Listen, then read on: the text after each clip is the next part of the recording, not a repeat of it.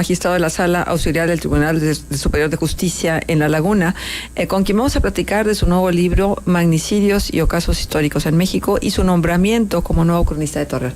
Siempre hay motivo para platicar con usted. Muchísimas gracias por estar con nosotros. Al contrario, muy amables por haberme invitado. Y por contarnos de esta nueva aventura, que se llama así, Magnicidios y Ocasos Históricos en México. Sí, comentaba yo hace un momento con don Juan que este es un libro que se hizo con artículos que se publicaron en un periódico local, El Siglo de Torreón, hace mucho tiempo. Fue una serie, Magnicidios y Ocasos Históricos, con la idea precisamente, y lo comentaba el día de ayer en la presentación, de que sepamos nosotros, sobre todo los ocasos históricos y también los magnicidios, cómo padecieron algunos héroes, o lo que padecieron algunos héroes, algunos personajes de la historia nacional, para formar o forjar el México que actualmente tenemos. Comentaba yo también hace un momento que desafortunadamente la historia ha sido relegada en las instituciones educativas.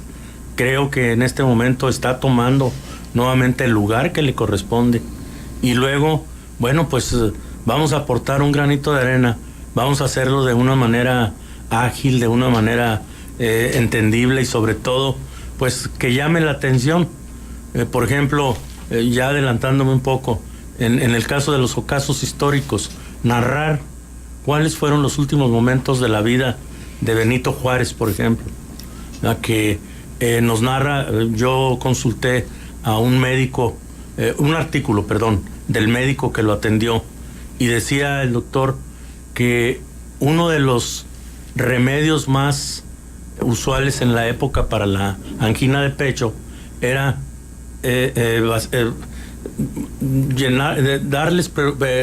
hervir agua y echárselas en el pecho.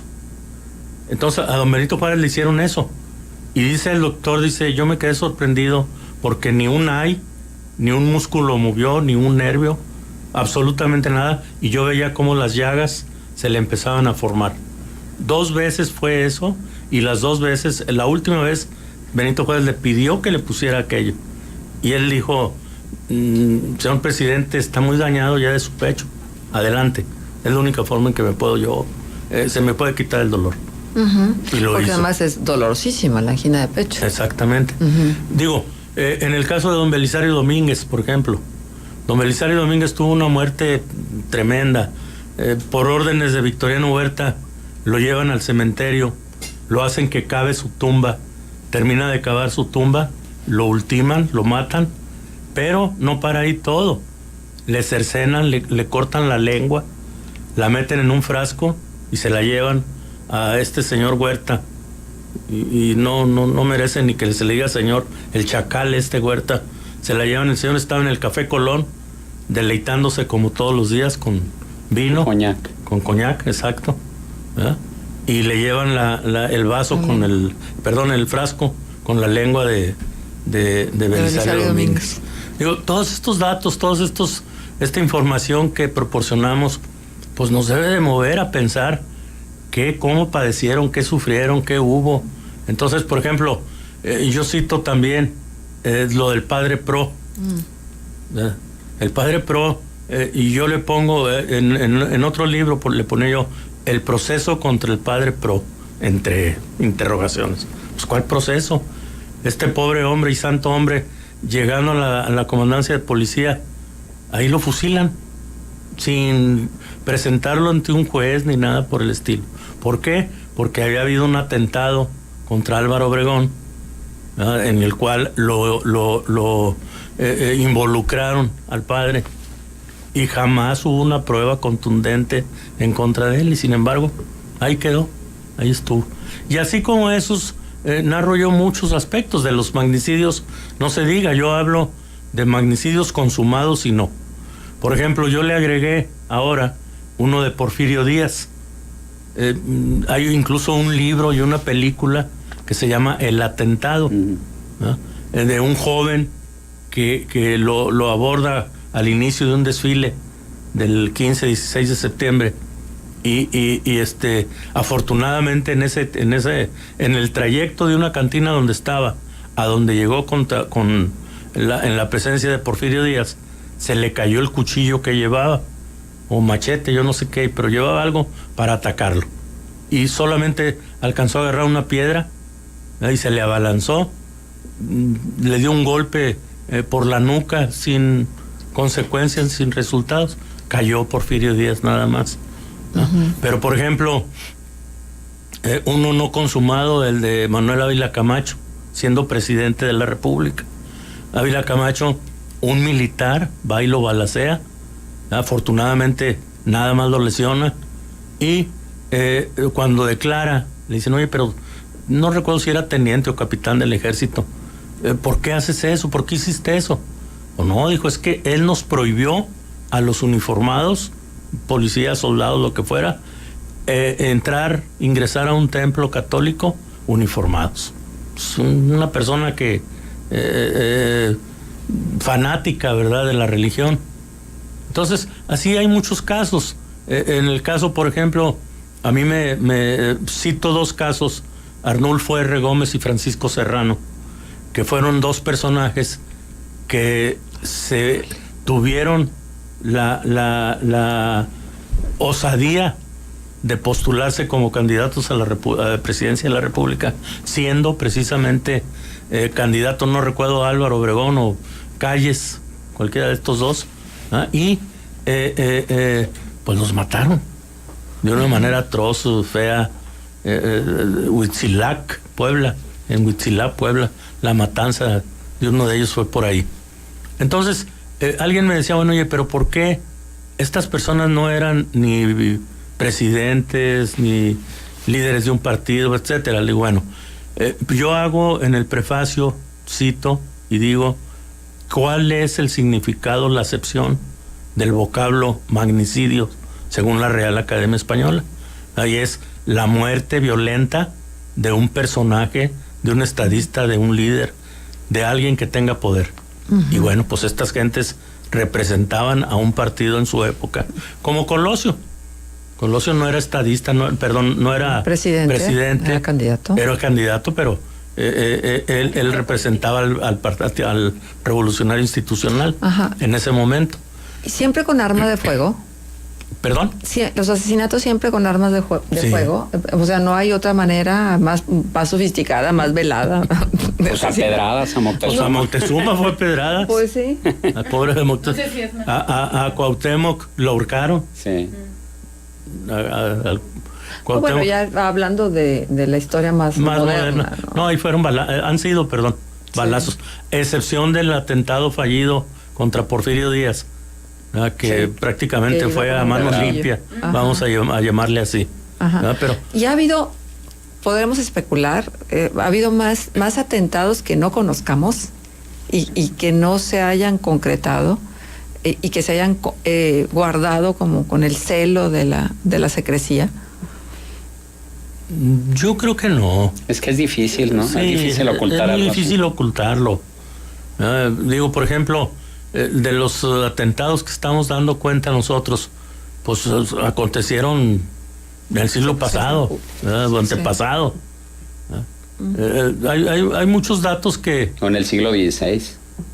No, sí, lo de Moctezuma, sí. Cuauhtémoc, ¿verdad? Uh-huh. Pero yo me refiero a los más recientes, uh-huh. A los más recientes. Sí, siempre se les ha dado mucha, pero mucha difusión a aquello. A mí me llama mucho la atención, por ejemplo, en el caso de Porfirio Díaz. Detienen al joven se lo llevan. En la madrugada fingen un motín dentro de la cárcel. Y digo yo fingen porque imposible que lo iban a sacar, que no sé qué. Lo matan ahí. No llegaban al juzgado. Muchos dicen, no, es que no querían que hablara, que dijera por qué, cómo. Uh-huh. En el de Porfirio Díaz, por ejemplo, hay un libro y una película, El atentado, vuelvo a decirlo, y dicen ahí que en el caso ese no fue más que producto de las copas, que se reunían en una cantina cercana a Palacio Nacional y ahí hablaban mucho de este personaje y llegaron a la conclusión de que había que eliminarlo. Pues sí. Qué interesante. Y ayer fue la presentación del libro. Ayer, Estuvo Luis Alberto Vázquez Sí. Álvarez y Edgar Salinas. Bueno, Una presentadores de presentación, lujo. Sí, muy bonita la presentación. Sí. Al público le gustó, le agradó bastante por los planteamientos que cada uno de ellos hizo. Sin duda alguna. Ahora, bueno, pues esto es lo que tiene que ver con el libro. ¿Y el libro dónde se puede adquirir? ¿Es de Porrúa también? Sí, es de Ajá, Porrúa. ajá. Cualquier librería. En cualquier librería. En cualquier ya está. librería, sí. Ujú. Ahora, esto otro que me parece también muy importante platicarlo con usted, su nombramiento como cronista de la ciudad. ¿Qué significa para usted con su trayectoria profesional y con su gusto y amor por la historia?